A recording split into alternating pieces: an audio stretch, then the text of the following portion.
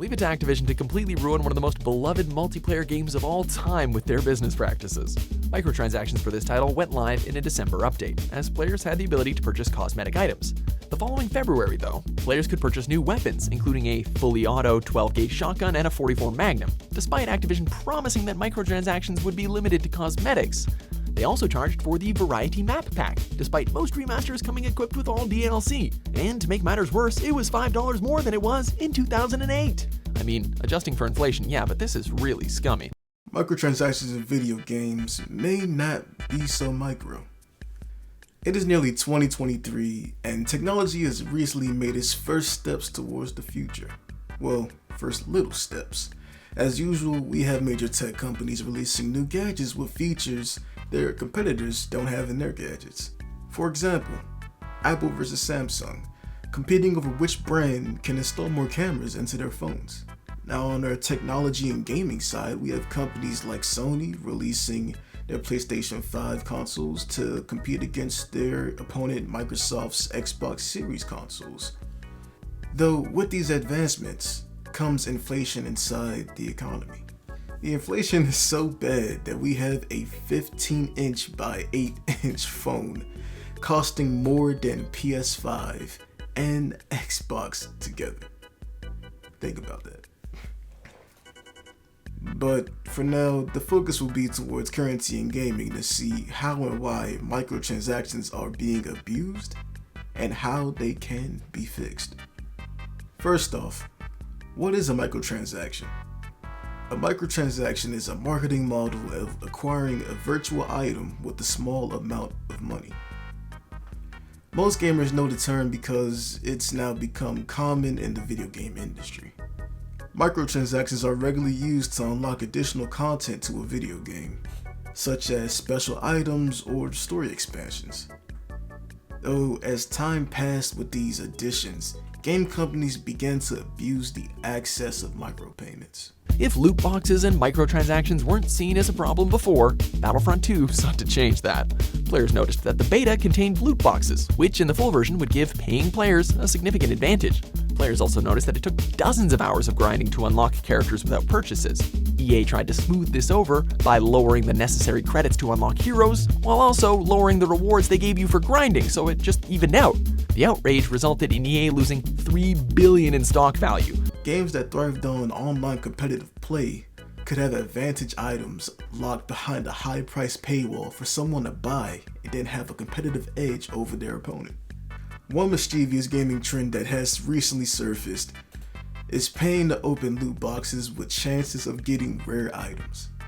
Then there are companies that focus on single-player games that recently started to develop short playtimes of the main story just to add additional content that's also locked behind a paywall and is 40% lower than the original game's retail price.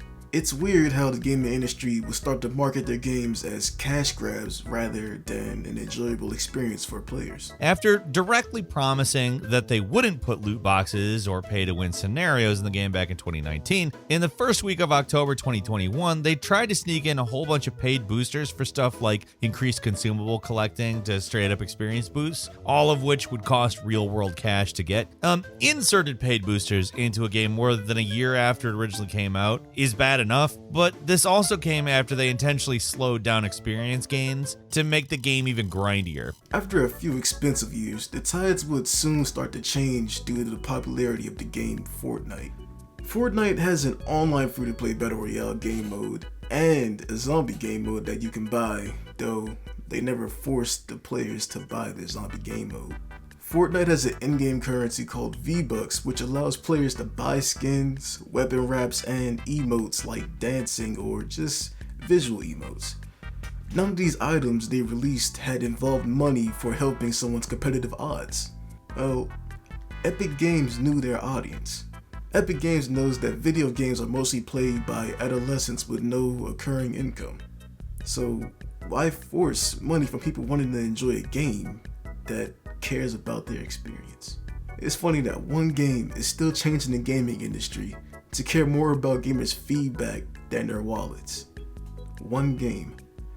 Though the market is now starting to be saturated with free battle royale titles, It's to the point where we have Activision, the makers of Call of Duty, actually creating a whole new game featuring around Battle Royale, though it still doesn't stop them from trying to market their COD points.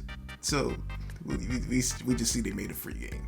Any push away from gaming companies being able to take away money from kids that obviously don't have the money, which they would use money they get from allowance or their parents' own credit or debit card to pay for items that are really not worth it. With games that are marketed for children to add loot boxes, why market a game to a kid to attain a gambling addiction?